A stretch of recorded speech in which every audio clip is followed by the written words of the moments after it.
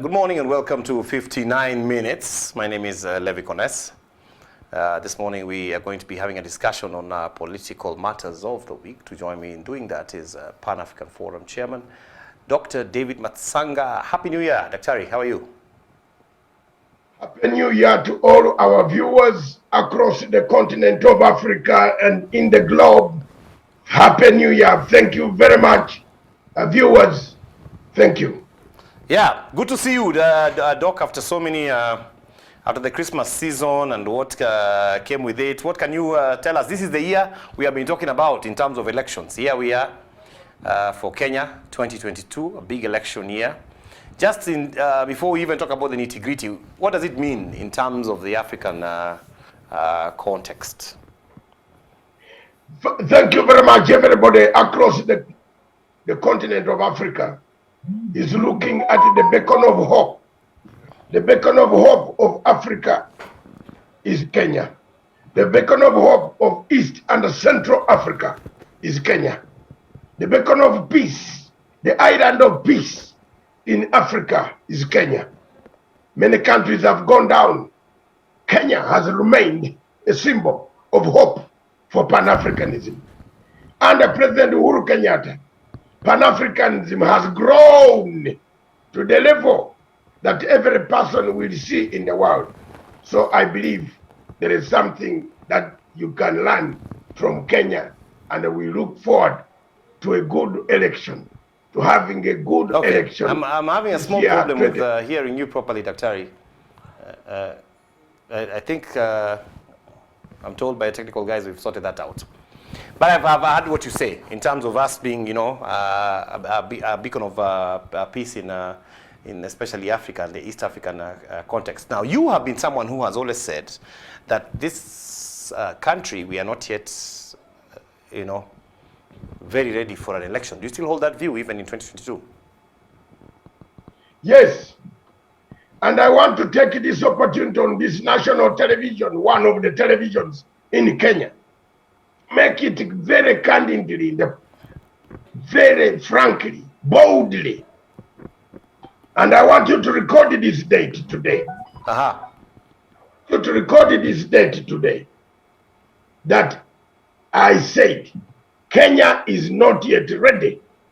The Independent Electoral Boundaries Commission of Kenya is not ready for an election. This is not the way to conduct an election where we know elections have been a disaster in the past. We have not corrected the mistakes that were there that caused the election to trigger violence on the streets of Kenya, in Nairobi, in other cities of this country. Therefore, for me, others can say they are ready. For me, as Dr. David Nyekorat Matsanga, I am not convinced that Mr. Chebukati will conduct a free, fair, transparent election. He will actually trigger a crisis in these coming elections because he has not up to now put his house in order. Can you believe that up to now, Kones, we are only looking for, do you know what we are now even doing voter registration? Yeah, we are today. It starts today, actually. Is that not a shame? Up to now, the ballot papers, people have gone to court. There are about five applications, petitions in the court that want to stop Mr. Chebukati, that want Mr. Chebukati out of an election, that even want to stop the entire process. Ballot papers are being printed in Greece, and the person who did this contract of bringing a Greece businessman is part of one of the presidential candidates. So for me, you Kenyans is your election. You Kenyans is your country. You Kenyans, I am a Gentile preaching to the Jews. Are you going to be hard though, you Gentile? I'm a Gentile preaching to the Jews. Can you read Philippians chapter 3? Yeah. John the Baptist said he's a voice in the wilderness. Thank you very much. God bless you. I am now becoming a very good bishop. In fact, I will beat all the bishops that you see in Kenya because some of them preach lies. For me, I don't preach lies. I preach the truth. This election, I am sorry. But let me ask you, Daktari, on a serious note though, so what's new in terms of African elections? The one I've been talking is serious. Just maybe in your own experience, what's new here in the sense that, you know, we have always had issues with elections and the preparations, but this is not the first time. And it's not just us. Our neighbors, Tanzania, had an election. We also, the kind of, propaganda that was surrounding it, and people said all manner of things, you know. The one that put the late Magufuli in just a few years ago. We've also had elections in Uganda barely last year, and we were talking, you know, very different things. And it's very difficult to find an African nation whose electoral process can be said to be, you know, up to the highest forms of standards. So for Africans, it's either we do without elections, or we are just doing them the best we can. Would you say that? That, you know, tunafanya tu kama Africa. This is what we do. Yeah. Let me be very frank. Africa does not understand what elections are. Does Africa even need what is if I ask you a question, you're a very senior man with a master's degree, you are studying a second master's degree. Do you really know what an election is? You don't know. Who told you that election? No, wait. Who told you that an election should be held every 5 years? Who? I have read all the books of all political science books on this planet. Bring me all these stupid because some people here talking that they are political scientists. Bring them for an exam. I will beat them. Look at me. There is nowhere in Plato Republic, Socrates, Aristotle, where it was said you should hold elections every 5 years. It is we Africans who are very stupid that we copied a system of the West, and we said we waste 42 billion shillings every 5 years. Instead of building hospitals, we are wasting 32 billion, 60 billion, 280 billion on a stupid exercise that prepares people to beat each other. We don't understand the elections. And let me be very controversial. I don't care. Some people, if they went to school and they didn't see the books I saw. The British hold elections because they understand what elections are. How many people in Africa understand elections? On the South Africans, on the Ghanaians, they do understand elections. After selecting, they go home and wait for results. You yourself, Levi Kones, after voting on 9th of August, you are not going to leave Nairobi. In fact, you will hang around the studio to hear the winner. Yeah, but the media. Wait. In terrible, even someone who doesn't know how to spell terrible or Turkana or Nyeri, no Nairobi. People don't know how to spell elections. They will hang around the streets to know, has our son passed? Has our son won? That is the song you are going to sing on Taribo's city or town, whatever you call it. If he has not won, then what next? So Africa, we don't steal an election. Yeah, so you're saying in a good system, we should be able to do it and go about our business like nothing happened. Exactly. Kenya has not. And I want to tell Kenyans and the administration in this country, let them learn. Unfortunately, they listen to only white professors. They don't listen to us also who cracked books. Some of us cracked books in very difficult conditions in Britain while we are sweeping trains. But we don't call ourselves hustlers like Ruto. No, I'm not a hustler. No, that's a rubbish guy. You know, look at me. If you want Kenya to stabilize, arrange your elections. That's what Uhuru Muigai Kenyatta was saying. That's what Raila Amolo Odinga was saying. That's what Ruto fears. Because Ruto is chaotic. He's always chaotic. He's very chaotic. Well, they do say from that the legs, from the legs up, from the legs up. From the listen to my point. Don't kill my point. From the legs up to the head, Ruto is chaotic. If you both look sides at him, are accusing each other of being chaotic. He's very chaotic. They say, you know, he doesn't like a BBI. He does not like an organized manner. Both sides, I think, in terms of matters to do with chaos, both sides accuse each other of that chaos, and an acceptance to do elections. I mean, if you look at the two protagonists, and of course, there's Musalia Mudavadi, who is announcing later this week where he will be, and I'll ask you your thoughts on that shortly. But if you look at the two protagonists and what they are saying, you'll realize that both of them accuse each other of violence. Both of them accuse each other of no agenda. Both of them accuse each other of an acceptance to, an acceptance of accepting elections. Both of them are so sure they are winning. You know, none of them is talking about, you know, if I lose. So it's not. It seems to be it's just a thing we have here. Don't you think so?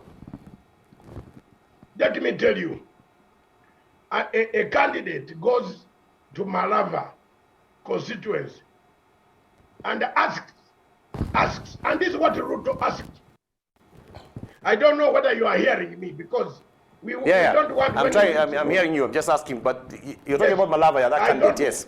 When we reach, I'm also monitoring your television. When we reach my point, when I'm hammering Ruto, it looks someone is switching off. Let me that is propaganda. I'm watching your television from, please, I am in a new studio, which is very classic. I can see what is happening here. Let me tell the truth so that Kenyans will quote me. When it reaches Ruto, he goes to a constituency. Anasema, do I look like someone who can steal my vote?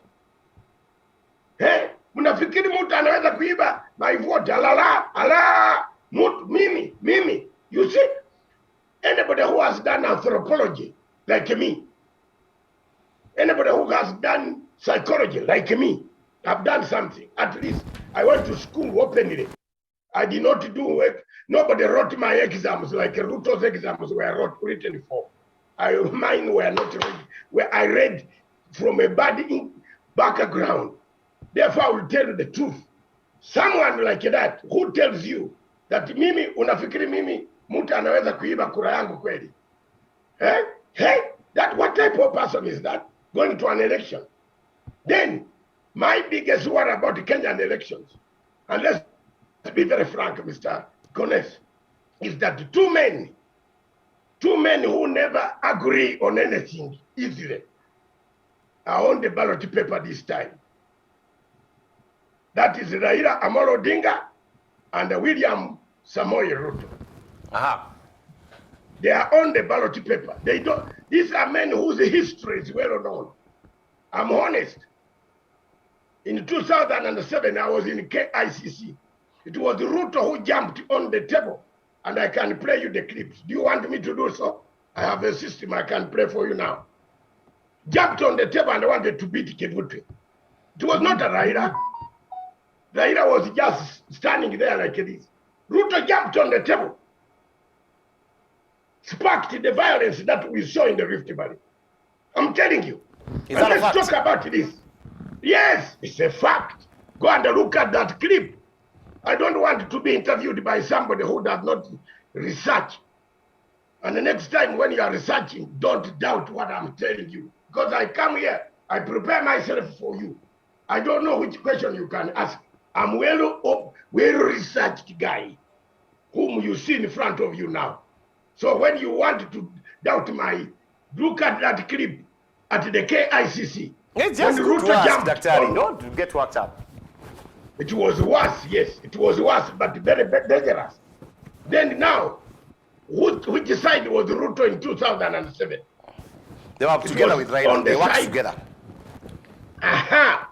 Now today, the two of them, Ruto and Raila, are on the ballot. If you don't conduct these elections properly, and I repeat, properly, transparently, let me speak like M7. Eh? Yeah, so all eyes on IEBC for that, that's for sure. Everybody wants to know. Yes, it will agree. Just how transparent will it be? Because the African problem, especially the Kenyan one, has always been that you know, every time we vote, all our elections, we are not certain that we actually counted one vote per one vote per one vote per one vote. I wish you good luck. But for me, David, I have already seen the clouds. Let me take you back to the Bible again. Because these days, you better baptize me as bishop. I'm soon going there. You were told, look at the skies, the heavens. Oh, ye. When you see mawingo inakuja, you are the second coming of our beloved Christ is about. Well, we hope it will be well. Some say, you know, for me, I don't want people say, you know, we have matured, Daktari. We learned some lessons. There are no lessons. One thing that concerned us, you see, like yesterday, did you see the rally at Embakasi yesterday? At Embakasi. Now you tell me that you have matured. Where have you matured? And you know, both sides accuse each other of sending hooligans. No, you are now telling me you saw the rally in Embakasi. I did. At the same time, my dear brother, you are saying we have matured. Matured from stones to bullets. I think the average Kenyan has matured. It's just a few people can be bought by hooligans and to you know, do a few terrible things. But we like to think that mostly the average persons amongst us are mature enough not to go to war with each other for the sake of Can I tell you my of an election process. You know, we learned a few hard lessons from 207. Okay, but of course, when we see things like yesterday, we're not happy because it means that we are also not tolerant of each other. Can I say something? Are you hearing me, sir? Yeah, very well. You have matured from throwing stones, and you have graduated in creating chaos. And Ruto has matured from tricks, and he's matured to Stockholm violence. Ruto harbors Stockholm violence. He threatens the people. That if you but surely yesterday, Daktari, let me hold brief. Now, look, let me hold brief kidogo here for maybe him and UDA people. Yesterday they had a rally, and at that rally, they were having their rally. Some young men came to disrupt the rally. Surely, that wasn't right. It is not right, and I'm not saying it is only Ruto. I'm saying both sides. Yeah, I think why people should be allowed to speak, say their thing. That's why I am give their agenda. Yes, that's why I'm telling you, my brother, that is this the type of elections that you tell me will be conducted? Where someone just springs up in someone's rally and starts beating people. Is this the type of election we want? Why don't you heal first? Why don't you listen to Uhuru Kenyatta? Unite and reconcile first. We still have anger. We still have anger. Watu wako na uchungu. Watu wanaona wengine wako kwa nyumba za watu wanapiga chakula. Huko Rift Valley wengine wana nyumba. Wewe wacha nizungumze Kiswahili watu wasikie. Don't confuse people here. There are people who still have anger. First of all, do a BBI, reconcile a strategy that I have been singing on your television for almost 6 years. Why don't you do a redemption strategy of healing, accountability, restitution, reparation, and reconciliation, which creates a healing? You heal first, then you go for elections. Now you are going for election, Jamen. Bado muko mnapigana. Wewe you invented the rally of Huda. Unapiga watu na mawe. Have you healed? Wewe you invented the rally of Raila. You beat people. Have you healed? Wewe unaenda Eldoret unasenga madoa doa. Have you healed? Wewe unaenda huko unasema watu wetu mtu huyu wa vitendawili. Have you healed? Wewe unaenda pande hii unaambia watu hawa iko dynasty, ngine wako hustler. Have you healed? No. Today I'm speaking as a man in Umofia clan. I have no side here. When it comes to violence, I condemn anyone who is doing violence, because I've come from a background of Uganda where violence killed most of us. We have lost over 3 million people to 4 million people. I hear you. Since Uganda got independence. So for me, I cannot preach violence here and stand and watch and glorify people who are trying to commit violence. Even if I'm not in Kenya, I will stand firm. Even when I'm outside there and watch my lips, I will be more lethal to criticize Ruto if he doesn't cool down and learn from the lessons of 2008, when I came out from Uganda to come and help him out of the chaos that he was having. He didn't know me, I did not know him. I need to ask you now, you know, there is away from Azimio and UDA, there is Oka. And Oka have been blowing hot and cold, neither here nor there. But they say that the Amani presidential candidate, okay, Kalonzo Musyoka has come out to actually say that he's running for elections. He just did that the other day. He's going all the way to the ballot as a presidential candidate. Now we have Musalia Mudavadi on Sunday, who's going to be making a declaration at the Bomas of Kenya. He says it will surprise us. What do you think is the weight that Oka brings to the electoral process? Because some say that, you know, Oka can cause a runoff. They have the numbers to create a third force. What do you think about what, oh, I don't know. Are you having difficulty with your earphone, Daktari? No, I'm okay. Yeah, what do you think is the weight they carry and bring to the table? Are they a factor?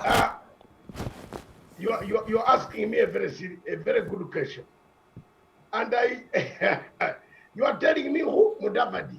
Yes, Mudavadi. I asked you next time. That name is not Mudavadi. Cannot. If Mudavadi joins Ruto will cry tears equivalent to Lake Victoria. Why? Because he can't win an election. Mudavadi has some support from Western. It's not zero. No, he can't. Where is the support now? Tell me. The support of Mudavadi, where is it? Mudavadi cannot even win a village deep chairmanship in Vihiga. And that's a statement I can qualify. You remember he was beaten by in the constituency was very big. Flawed with all the resources. I think that's harsh. You know, he has been touted as a foremost leader. Let me tell you, Mudavadi pretends to be someone who is clean. And a clean economy, clean what? No. Let him say the truth. He cannot manage to run a national conference. Mudavadi cannot marshal 30,000 people in Uhuru Park. No, unless he has Ruto or he has Raila. If he goes to one of those, even when he goes to Ruto's faction, will he be going there as just a small person? He wants to become a running mate. But if Ruto tries Mudavadi as a running mate, he risks several chances. And he might even cry even bigger tears than Lake Victoria. So, so Mudavadi for me in Oka is my, he can even, why do you talk of Oka? This thing is coming back home. These guys will eventually come back. Raila, if I were Mudavadi, and let me appeal to him because he's a younger man. If I were Mudavadi, I would go with Raila because there are more chances of becoming a president of Kenya in Raila's movement than it is in Ruto's movement.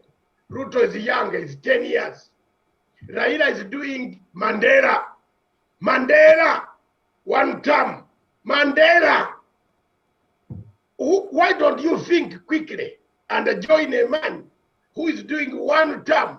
Then you join a guy who is young, who might even change the constitution like President Museveni across and become in the future when the power is in his hands with majority. Do you know he could change term limits? What will you do? But Daktari, Raila has not said that he is going to run and just take one term. He could even go for elections in 2032 for another term until he grows old. But so Raila said he's running for one term. Yes. Raila has told you. I don't know. He has said it. He's a one-term guy. He's a Mandela. That is the slogan. And that's what most of us elders have told him. I want to tell you frankly, we play silent leadership strategy. One term. And so whoever, the best thing, team where to belong. In fact, if this guy from Baringo joins Raila Amolo Odinga, hey, don't be surprised. Don't be surprised. Raila will do one term and go home. The other term, the other UDA, they have 10 years. You have to wait. Mudavadi has to wait for 10 years to mature.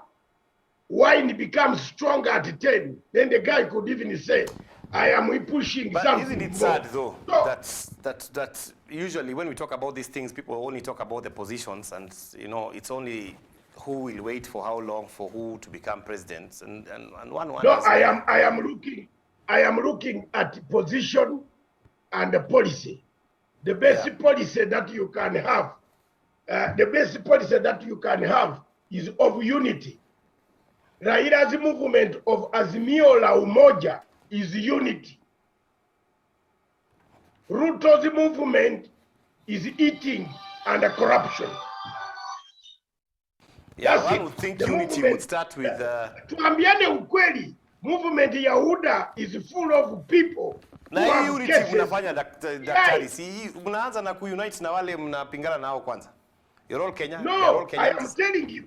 But the other movement, the whole party executive, why don't you talk the truth once for once, surely? Why do you lie? Why do you lie? Your mom is my sister. Why do you lie? What am I lying about? We never lie from our country. We never lie from our tribe. How so? Why are you lying? You know very well that everybody in UDA who is the executive of UDA has a case with DCI. Am I lying? Personal problems. Me, I'm asking in terms of... It's not personal. Those are personal problems in terms of unity. And some are saying those problems are politically instigated. Can I tell you, these are problems of leadership you are going to choose tomorrow. Don't forget the Ruto Ruto's case of witness tampering starts on 15th of February. Ruto's evidence has been accepted judicially. Judicial system of ICC has said, bring his evidence here to interrogate it. So let Ruto start having handkerchiefs from 15th. Mingi anunue mingi. I don't know whether you know that. You should talk about that. It is starting on 15th. Politics of this country will change. If Mr. Gicheru is found guilty, yeah, but I'm just saying, he will name. Dr. Listen to me. The problem is that you want to be you are an academic, but you don't want to listen. Don't be like a grave digger, please.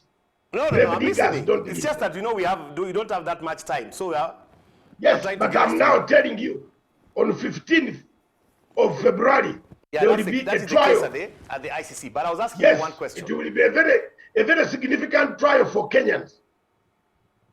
And of course, it's a reflection. It's a very serious reflection of what happened in the Rift Valley. We will cover that, of course. My question to you is this. Yes. Why is it that, go ahead, that everyone talks about unity except with each other? He talks about what? Does it make sense? You got for us who are the middlemen here, and I'm speaking here as a media person, you hear this side are saying they want to unite the country, the other side they say they have got Azimio, but none of them is talking to each other. So which country is this we are uniting, where we cannot talk to some people? Actually, that is a very good question you have asked. But the only side I've heard of uniting each other is the side of Uhuru Kenyatta and Raila Odinga. The other side of the motor machine from the Rift Valley, motor machine. I call him political motor machine from the Rift Valley. By the way, Ruto would be a very good political man if he changed his behavior a bit and removed the ego. He could be very good. As a younger man, I have to tell him the truth. And Your Excellency, Deputy President, listen to me, and at times don't hate me. I tell you to correct. You could be a very good man. For example, the question of Mr. Runturi, you should have stood up there and then and denounced Runturi and told him, don't bring that type of politics, even if you're in my party. You would win people's votes. Lakini wewe mzee, uko na ego. Very cheap ego ile ya cheapness kabisa. So if you change that, Your Excellency, you will be very good politician. I'm telling you, I'm 67 years old. I'm 67. Wait, I'm 67. You're about 52. Change your career. You have a lot of time ahead of you. Please. But is it, if you change, nice, though, if we could see the political class start from the top, because when we tell people at the rallies, because even he told guys, wakikuja wacha wakuje waongee waseme sera zao. He said that at his rally. But wouldn't it be nice if they started with just the two of them? They say, okay, fine, we are competing for the presidency. We may not see things the same way, but here we are as brothers to just say, you guys don't fight over us. If they put out even a TV ad or to that effect, don't you think it would really help in calming the waters down here? Because there are people willing to die for each man, or to fight the other one so hard for what they value. You should see the arguments even that happen on social media. Very vicious. And people are arguing with people they don't even know. So, with so many hard words for people who may actually be on speaking terms.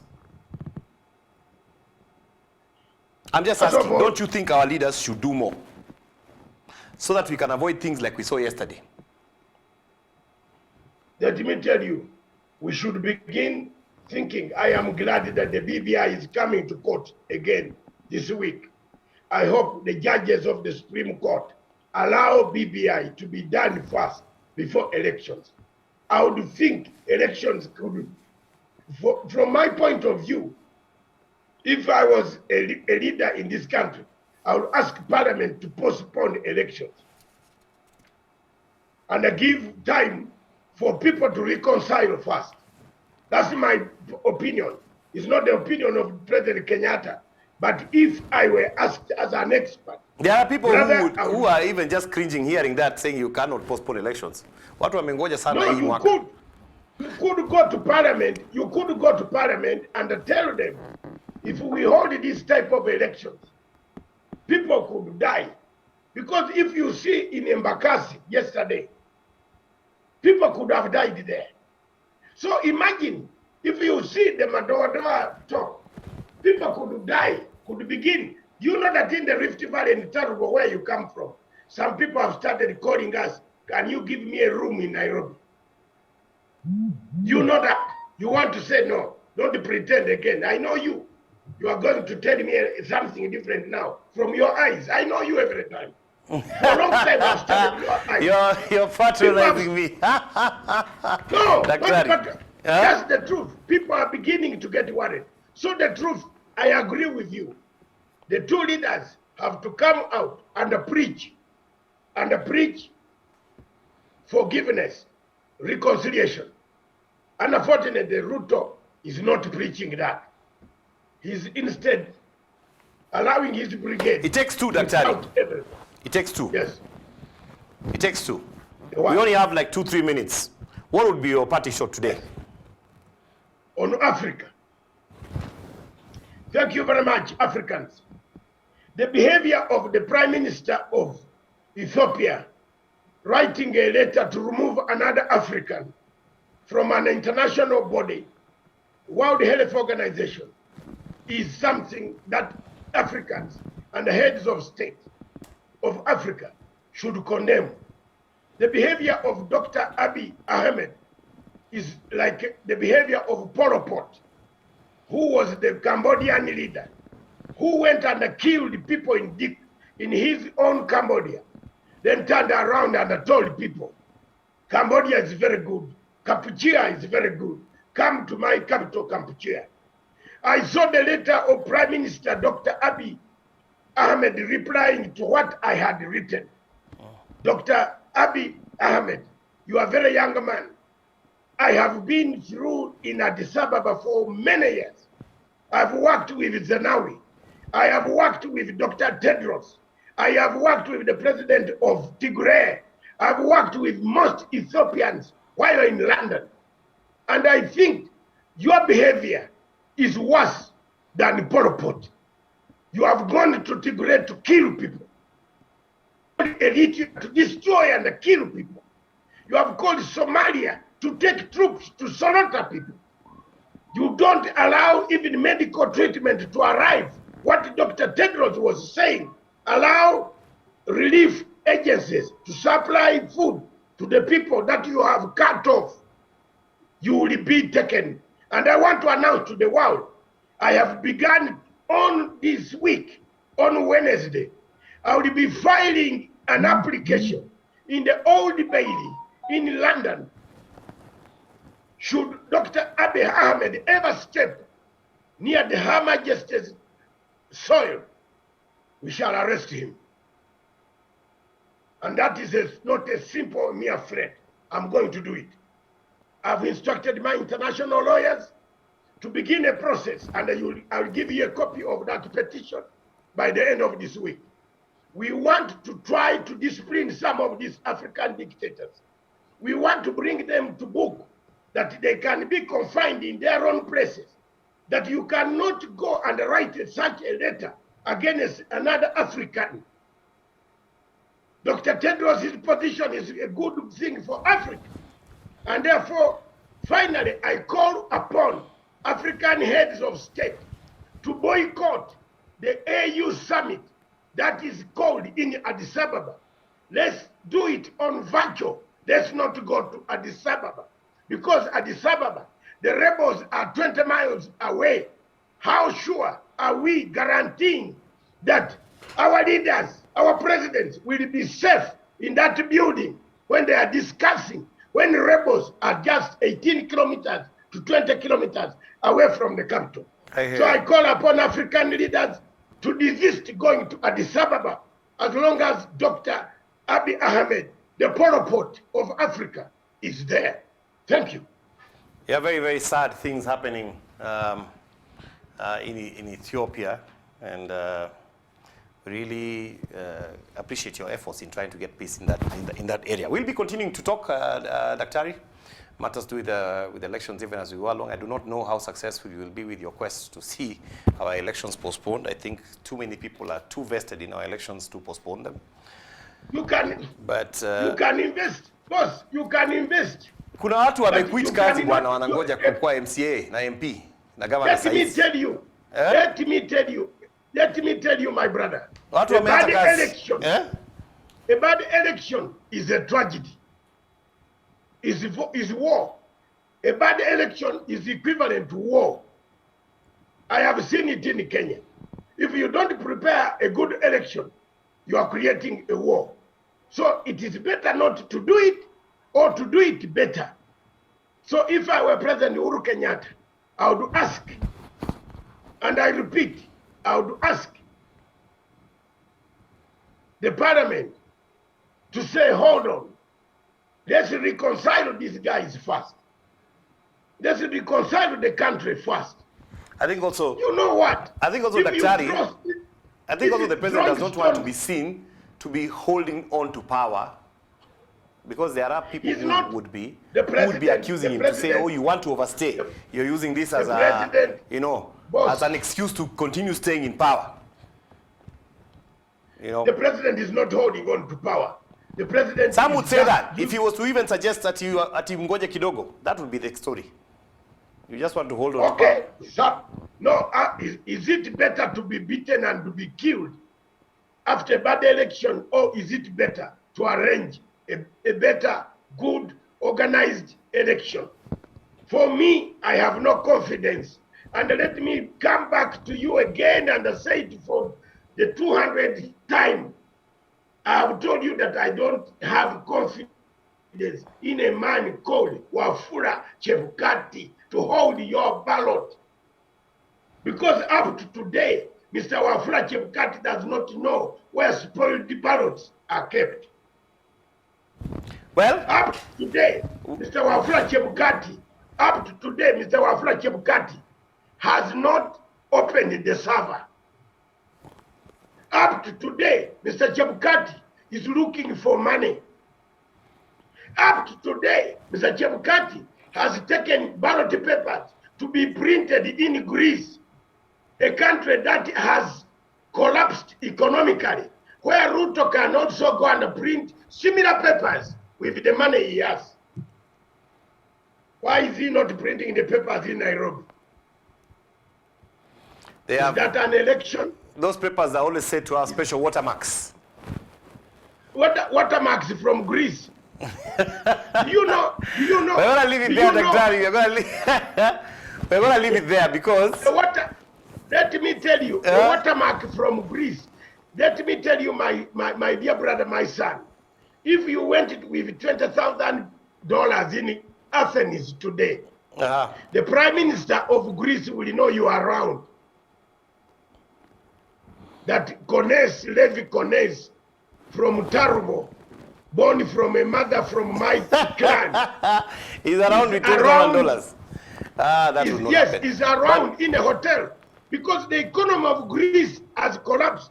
So with this type of African politicians, people like Ruto can go to Greece or anybody else, factory, or even Raila. No, anybody. But for me, I know Ruto is the most terribly very, very power-hungry guy who can bring Harun Ayadin, telling us that he is a new farmer of new matunda. What do you call it in Kiswahili? Mulimaji wa matunda ya kisasa. Watermelons. Now the farmer has become a terrible terrorist. Now in Uganda, Mr. Ruto cannot explain to President Museveni whether he brought him a terrorist or a farmer. I end on that note. We're gonna leave it there. We really don't have more time. But I'll tell you this: we definitely wait first. On the part wait for me. Is Mr. Harun Ayadin Mukulima wa kisasa? What did you call it? a modern farmer, fruit farmer. Yeah, it kind of reminds me of the time when...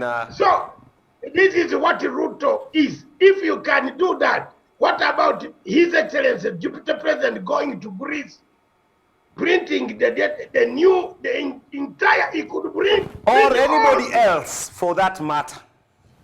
Yes. Anybody but else. For him, because you know, singling out.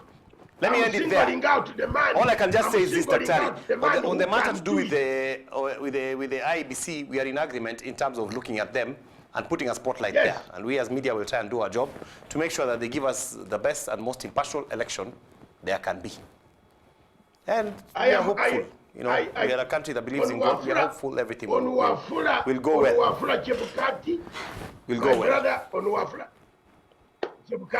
We are all together. So thank you for our viewers. Get out and register to vote, because kura yako ni chaguo lako. Make a decision with your own mind and your own independence. And thank you. Even calling for new voters. These are Ruto's voters. Which voters? Yes. You're so full of propaganda this year. Didn't you hear Ruto saying these numbers are not good? I said all voters in the country. Good morning and a good day, Daktari. Okay, fine. Thank you. Also have a good day. And for me, when you call me, I'm not going to stop telling Dr. William Ruto the truth. He's a good politician, but awache ego yake. Apunguze ego.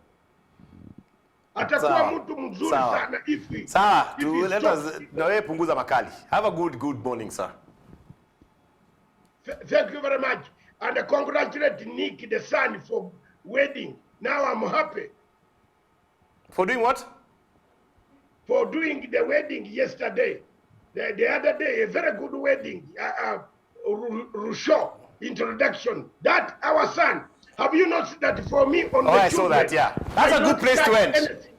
The children. That was nice. Thank you. Yes, I want to congratulate him. Yes. Thank you. Good morning, sir. Have a wonderful day. Good morning. Thank you. God bless. All right.